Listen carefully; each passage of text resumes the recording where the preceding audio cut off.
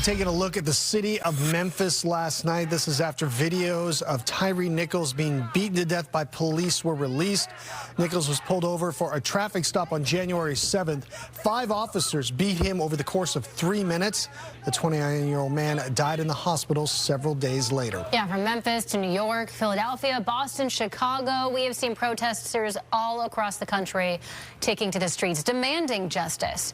Overall, things have stayed mostly peaceful. There are no reports so far of violence, rioting, or looting. We've only seen a handful of arrests, including this person in New York City.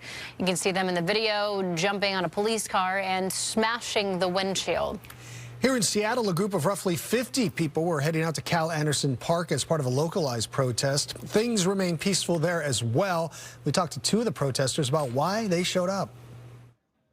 Video evidence shows it's a clear case of brutality, and this is an ongoing problem. Because it's important for all of us to show our support, even if we don't have a personal stake in the matter.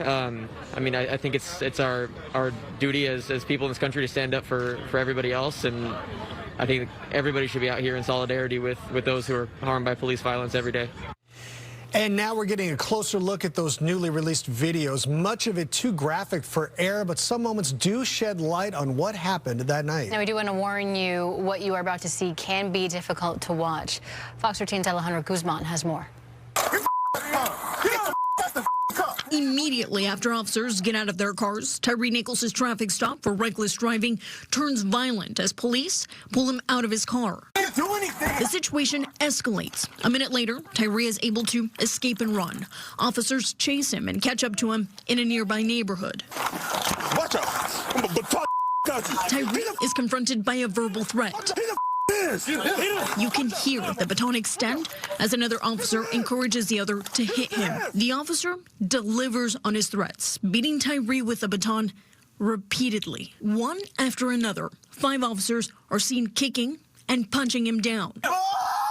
As Tyre shouted for his mom, who lives 100 yards away, none of the videos show him fighting back. This is traumatic to watch. It's traumatic to understand. It's triggering for those who've already lost loved ones. I don't want to experience that as a mother, my child calling out my name around the corner from my home, or calling out my name, period, and I'm not there because someone is trying to murder them. Community leader Amijah Smith is one of thousands mourning the loss of Tyre here in Seattle.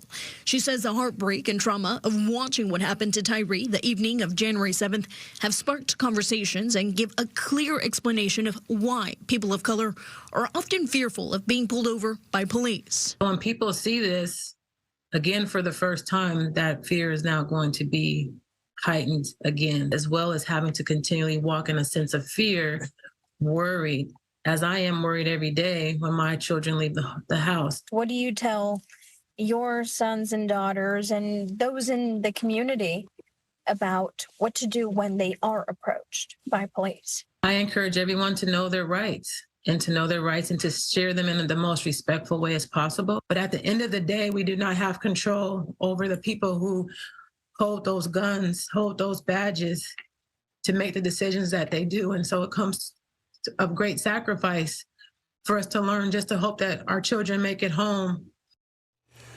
That was Alejandro Guzman reporting. We're told community leaders are hopeful that bills like the one proposed by Senator Joe Nguyen aimed to stop low-level traffic stops will be passed in this year's legislative session. And last night we heard from Tyre Nichols' mom. She asked for support for her family and talked about how much her son meant to her. My son was supposed to be with me today. I'ma always know that I'll always be with him because I told everyone he has a tattoo of my name on his arm. My son loved me to death, and I loved him to death. Yes. And so this is very difficult for me. She says she has not watched the body cam video and encourages parents to not let their children watch it either.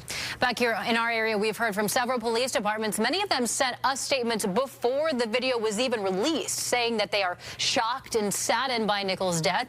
They take their responsibility as officers very seriously, and they hope for justice in this case.